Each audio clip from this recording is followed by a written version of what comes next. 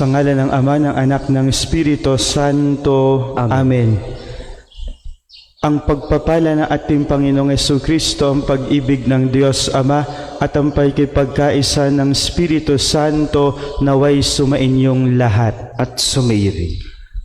Tayo po ay nagdiriwang ng banal na misang ito mula sa parokya at pambansang dambana ni Santo Padre Pio dito sa siyudad ng Santo Tomas, probinsya ng Batangas, Archdiocese ng Lipa. Kaisa po natin sa pagdiriwang ng banal na misang ito, una po ang mga devotees ni Padre Pio na sumusubaybay sa pamamagitan ng Facebook Live ng ating parokya at pambansang dambana. Ganoon din, nais ko pong batiin ang lahat po ng mga nakikinig at sumusubaybay sa radio station ng Archdiocese ng Lipa.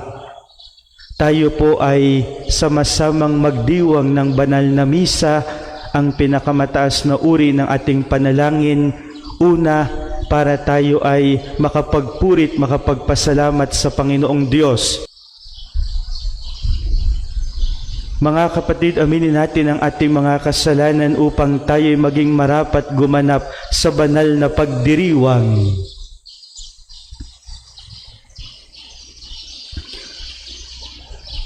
Inaamin ko sa makapangyarihang Diyos at sa inyo mga kapatid, na lubha akong nagkasala sa isip, sa salita at sa gawa at sa aking pagkukulang. Kaya sinasamo ko sa mahal na Birheng Maria, sa lahat ng mga anghel at mga banal, at sa inyo mga kapatid, na ako'y ipanalangin sa Panginoong ating Diyos.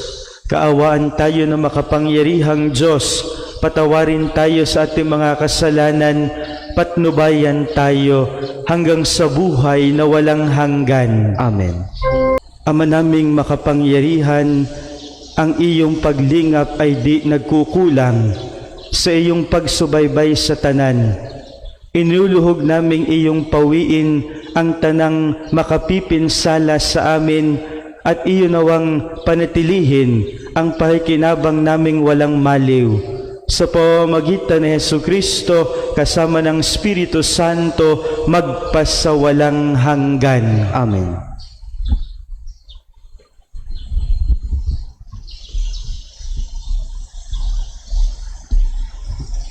Pagbasa mula sa ikalawang sulat ni Apostol San Pablo kay Timoteo.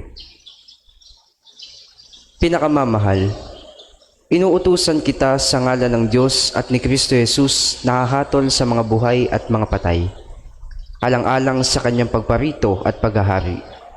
Ipangaral mo ang salita ng Diyos, napapanahon man o hindi.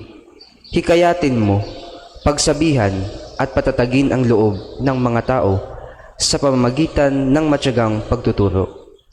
Sapagkat darating ang panahong hindi na nila pakikinggan ang wastong aral. Sa halip, susundin nila ang kanilang ibig. Mangangalap sila ng mga gurong walang ituturo kundi ang mga bagay lamang na gusto nilang marinig.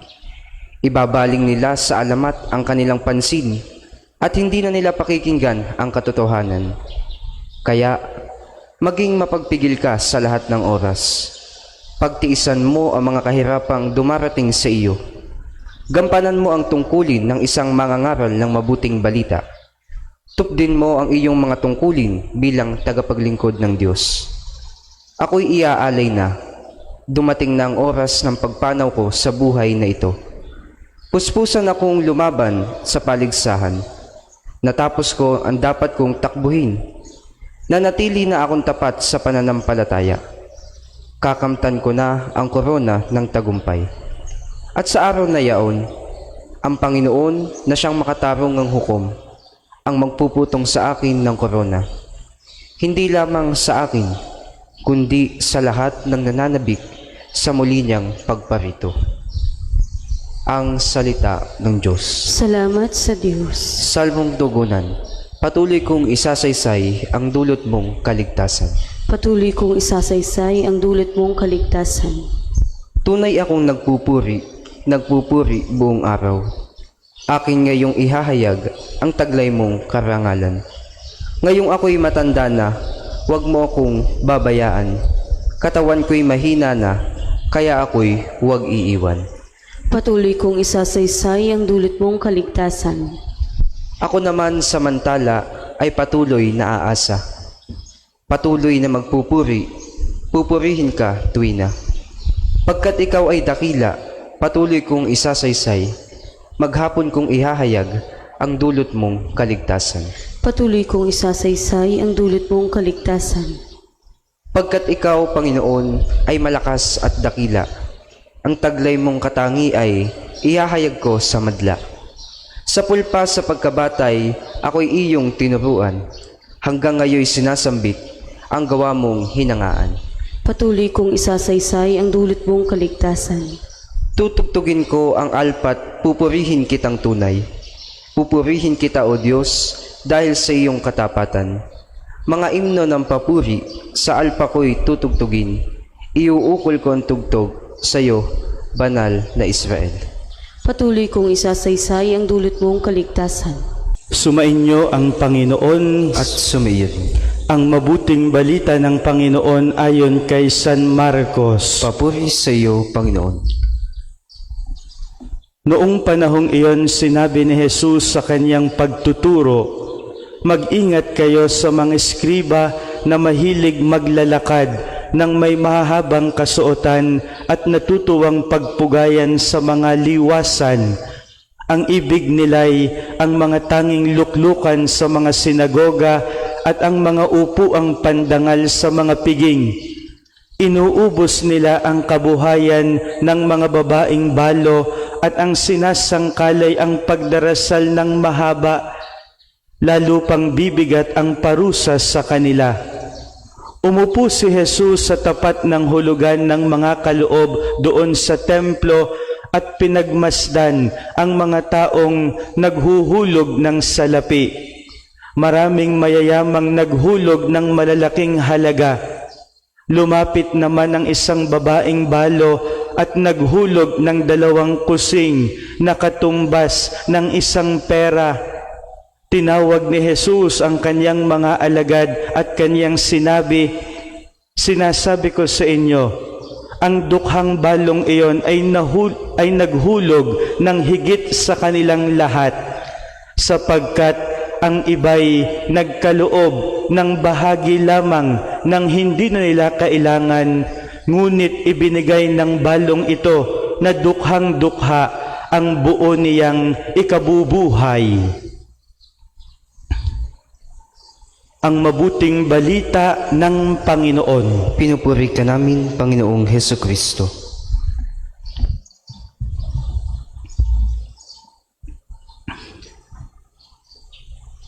Tayo po ay nagdiriwang ng banal na misang ito. Nais ko pong muling batiin ang mga sumusubaybay sa Facebook Live ng ating parokya at pambansang dambana ni Santo Padre Pio. Ganoon din po ang mga nakikinig sa radio station ng Archdiocese ng Lipa, nakikiisa sa pagdiriwang ng banal na misang ito, at sama-samang nagdarasal sa Panginoon sa tulong ng panalangin ni Santo Padre Pio. Atin pong simulan ang pagninilay natin sa pamamagitan ng winika ni Jesus sa huling bahagi ng mabuting balita ngayon. Sinasabi ko sa inyo, ang dukhang balong iyon ay naghulog ng higit sa kanilang lahat, sapagkat ang iba'y nagkaloob ng bahagi lamang ng hindi na nila kailangan, ngunit ibinigay ng balong ito na dukhang-dukha ang buo niyang ikabubuhay. Ang dukhang balong ito ay dukha sa paningin ng tao, subalit mayaman naman sa paningin ng Diyos. She is a poor woman in the eyes of men, but rich and wealthy in the eyes of God. Ang tagpong ito, mga pinakamamahal, ay maituturing nating isang normal na tagpo sa buhay ni Jesus. Katulad ng maraming mabubuting Hudyo, si Jesus ay pumasok ng templo at katulad ng lahat ng mga templo, katulad sa panahon natin, maging sa panahon natin, sa loob ng templo ay mayroong hulugan ng limos. Ang sabi ng mabuting balita ngayon, si Jesus ay naupo sa harapan ng hulugan ng limos. Nakita ni Jesus ang napakaraming mayayaman na naghuhulog ng malalaking halaga.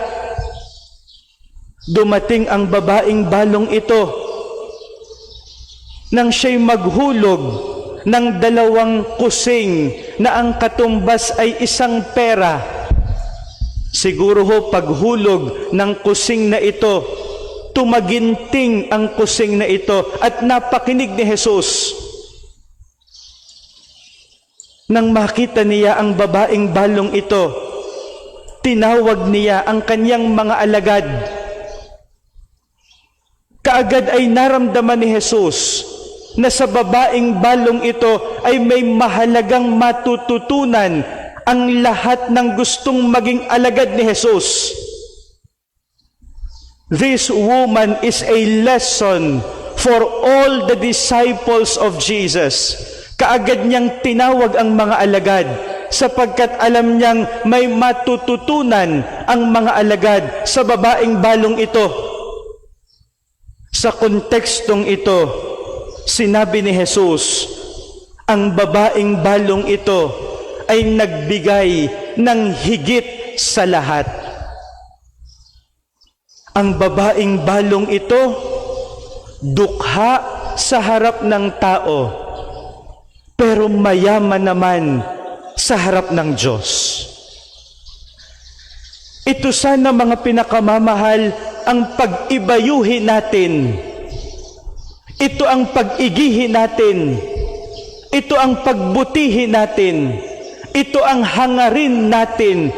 Hangarin nating maging mayaman sa harapan ng Diyos.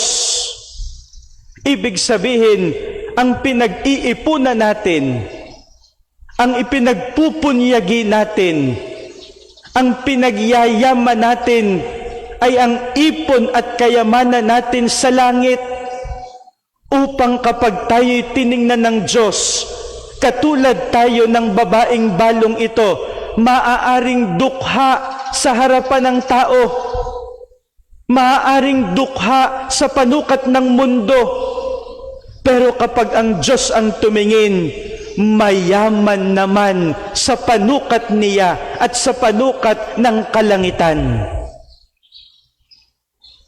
Papaanong mangyayari ito? Papaanong ang babaeng dukhang ito, ang babaeng balong ito ay maituturing na mayaman sa paningin ni Jesus?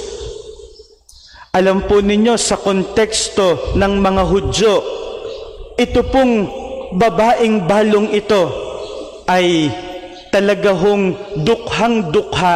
Bakit po? Una po, sapagkat siya'y babae, no?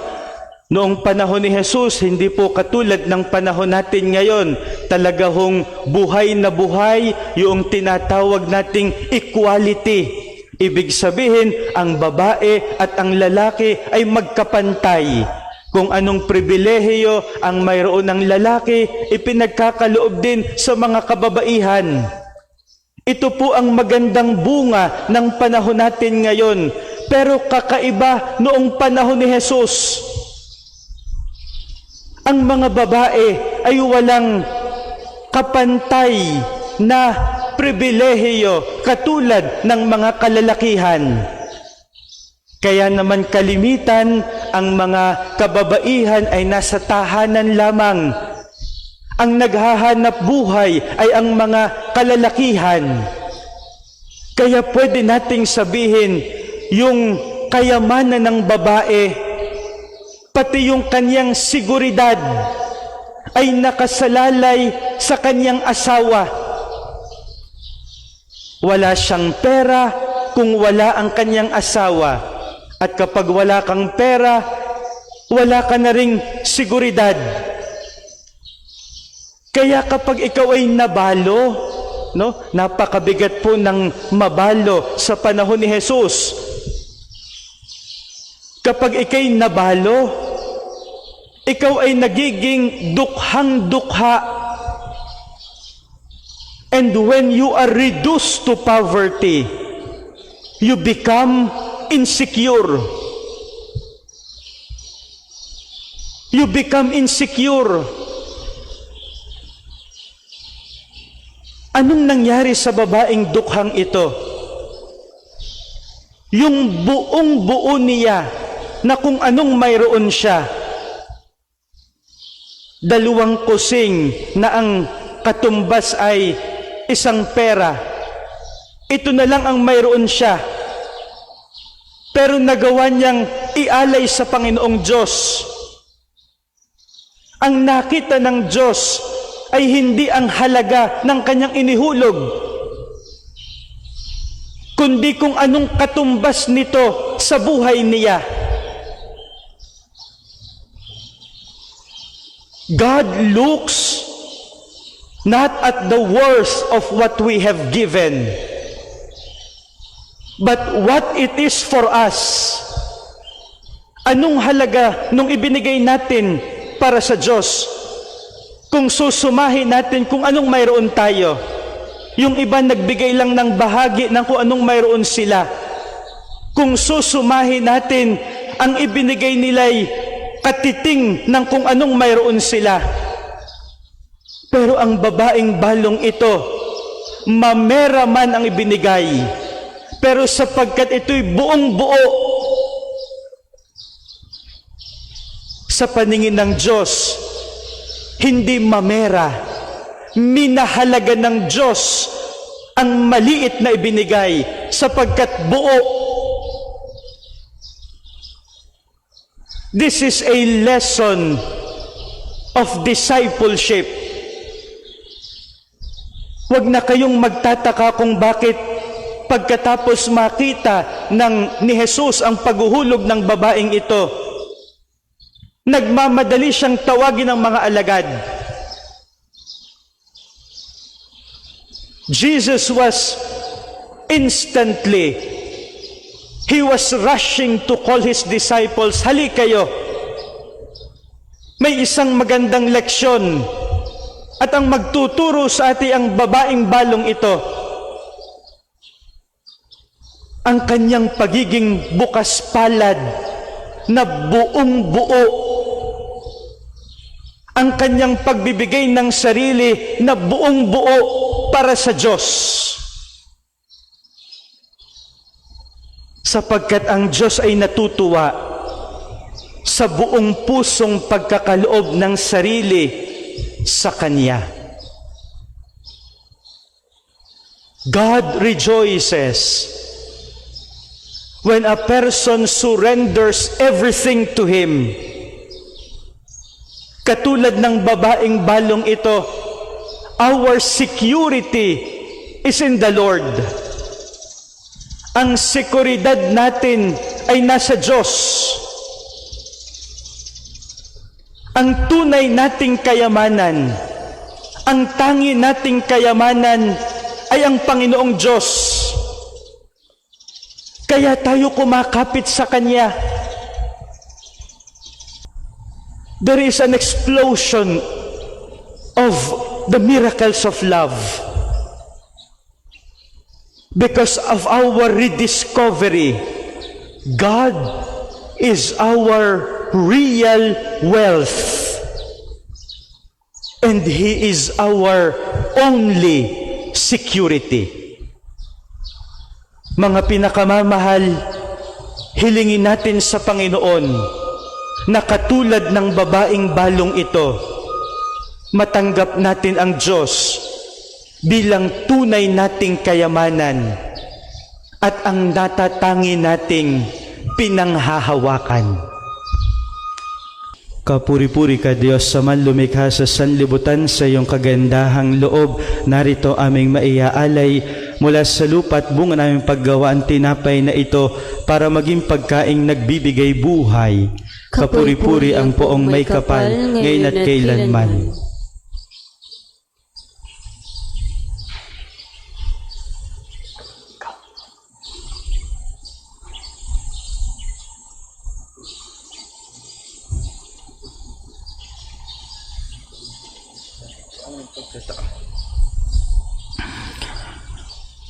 Kapuri-puri ka Diyos sa manlumikha sa sanlibutan, sa iyong kagandahang loob. Narito aming maiaalay mula sa katas ng ubas at bunga naming paggawa ang alak na ito para maging inuming nagbibigay ng iyong espiritu. Kapuri-puri ang poong may kapal, ngayon at kailanman.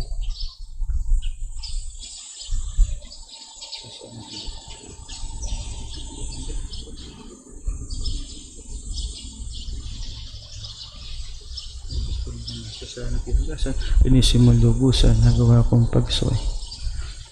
Manalangin kayo mga kapatid upang ang paghahain natin ay kalugdan ng Diyos amang makapangyarihan. Tanggapin nawa ng Panginoon ito paghahain sa iyong mga kamay. Sa kapurihan at karangalan sa ating kapakinabangan at sa buong sambayan niyang banal.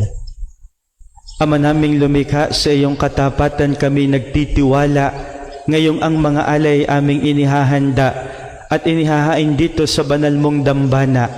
Sa kagandahang loob mong sa aming dumadalisay, kami naway makaganap ng may malinis na kalooban sa paglilingkod namin sa banal na pagdiriwang sa pamamagitan ni Hesukristo kasama ng Espiritu Santo magpasawalang hanggan. Amen. Sumainyo ang Panginoon At sumayin. itaas sa Diyos ang inyong puso at diwa. Itinaas na namin sa Panginoon. Pasalamatan natin ang Panginoong ating Diyos. Marapat na siya'y pasalamatan.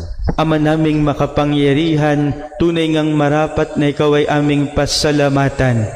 Kahit na ikaw ay pinagtaksilan ng sangkatauhan, ikaw ay patuloy pa rin sa iyong pagmamahal.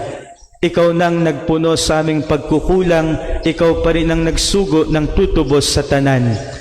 Ang sugo mong anak ay naging di na iba sa amin, bagamat di niya tinularan ang aming pagkamasuwayin. Niloob mo ito upang iyong mamalas sa aming pagkataong giliw mong anak, at kami tunghayan mong may pag-ibig na tulad ng pagtatangi mo sa Kanya ng higit sa lahat.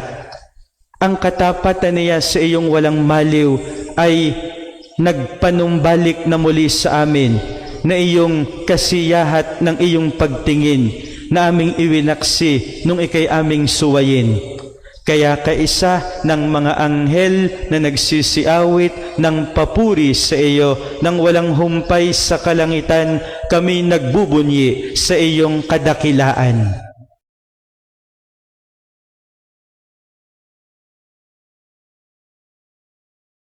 Santo, Santo, Santo, Panginoong Diyos ng mga hukbo, napupuno ang langit at lupa ng kadakilan mo.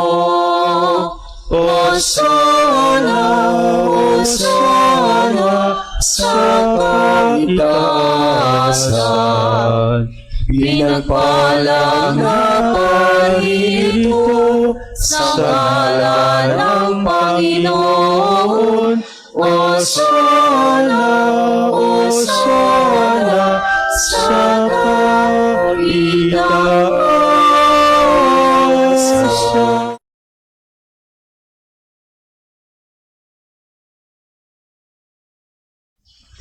Ama naming banal, ikaw ang bukalan tanang kabanalan, kaya't sa pamamagitan ng iyong Espiritu, gawin mong banal ang mga kaloob na ito upang para sa amin maging katawan at dugo ng aming Panginoong Hesukristo. Bago niya pinagtiis ang kusang loob na maging handog, hinawakan niya ang tinapay, pinasalamatan kaniya, pinaghati-hati niya iyon, iniabot sa kaniyang mga alagad at sinabi, tanggapin ninyong lahat ito at kanin. Ito ang aking katawan na ihahandog para sa inyo.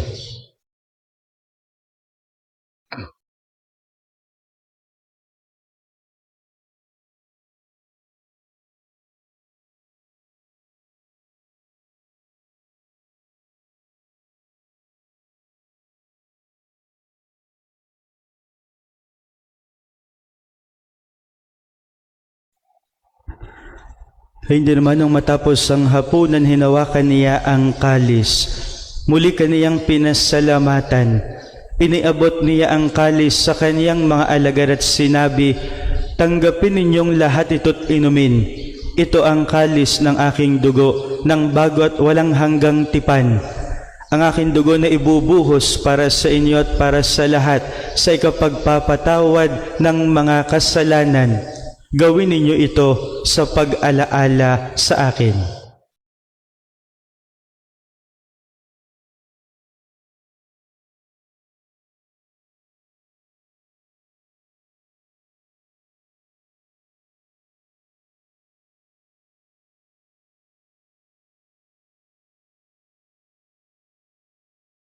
Ipagbunyi natin ang misteryo ng pananampalataya. Sa krus mo't pagkabuhay, kami natubos mong tunay. O Jesus, naming mahal, iligtas mo kaming tanan, ngayon at magpakailanman. Ngayon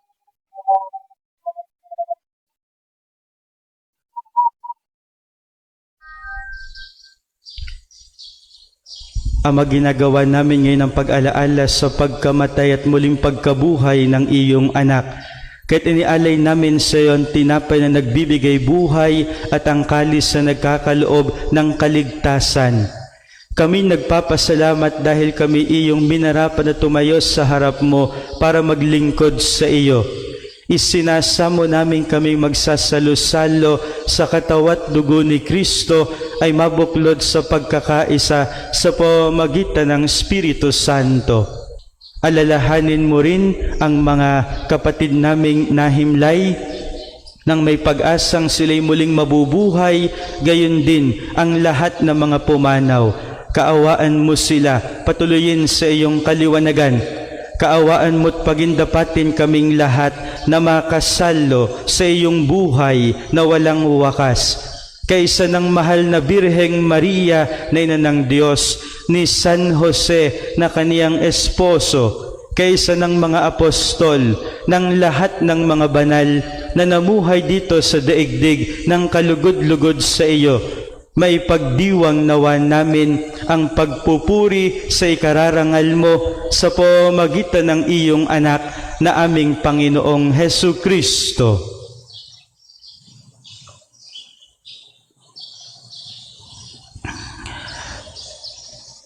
Sa pamamagitan ni Kristo, kasama niya at sa Kaniya, ang lahat ng parangal at papuri ay sa iyo, Diyos Amang makapangyarihan, kasama ng Espiritu Santo, magpasawalang hanggan.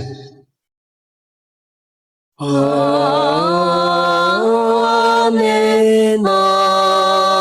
Amen,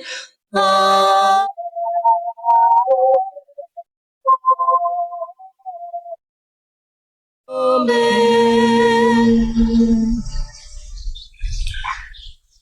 Sa tagubilin ng mga nakagagaling na utos at turo ni Jesus na Panginoon natin at Diyos, ipahayag natin ng lakas loob. Hinihiling namin kami, Diyos, sa lahat ng masama, pagkalooban ng kapayapaan araw-araw, iligtas sa kasalanan, ilayos sa lahat ng kapahamakan. Samantalang aming pinananabikan ang dakilang araw ng pagpapahayag ng tagapagligtas naming si Hesu Kristo. Sapagkat iyo ang kaharian at ang kapangyarihan at ang kapurihan magpakailanman. Amen.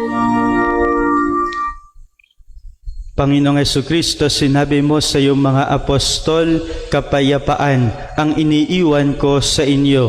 Ang aking kapayapaan ang ibinibigay ko sa inyo.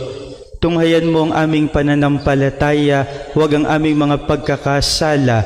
Pagkalooban mo kami ng kapayapaan at pagkakaisa ayon sa iyong kalooban, kasama ng Espiritu Santo, magpasawalang hanggan. Amen. Ang kapayapaan ng Panginoon ay laging sumainyo. At sumairin. Magbigayan kayo ng kapayapaan sa isa't isa. Peace be with you.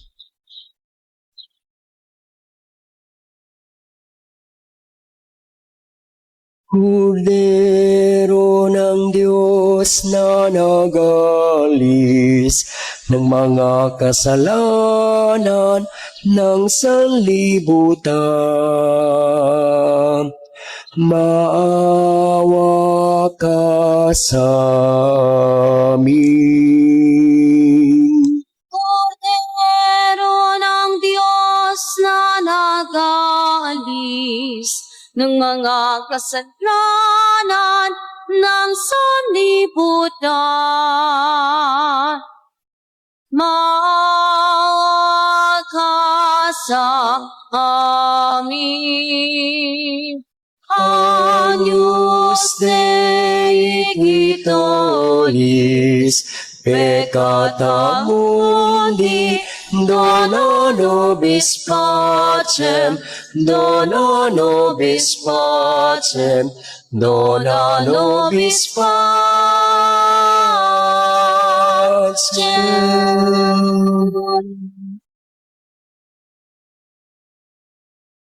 Ito ang kordero ng Diyos, ito ang nag-aalis ng mga kasalanan ng sanlibutan. Mapalad ang mga inaanyayahan sa kaniyang piging. Panginoon, hindi ko dapat na magpatuloy sa iyo. Ngunit sa isang salita mo lamang, ay gagaling na ako.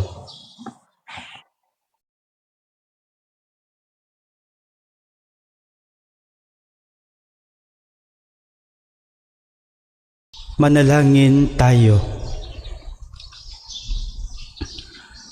Ama naming mapagmahal, pagharian mo sa iyong Espiritu, kaming pinapakinabang mo sa katawat dugo ni Kristo upang di lamang sa pagsasalita, kundi rin naman sa pagsasagawa, ikaw ay aming maipagdangal at maging marapat kaming makapasok sa kaharian mo sa kalangitan sa pamamagitan ni Jesucristo kasama ng Espiritu Santo magpasawalang hanggan. Amen. Sumainyo ang Panginoon. At sumairin. Pagpalain kayo ng makapangyarihang Diyos, ang Ama, Anak at Espiritu Santo. Amen. Amen. Humayo kayong taglay ang kapayapaan ni Kristo. Salamat sa Diyos.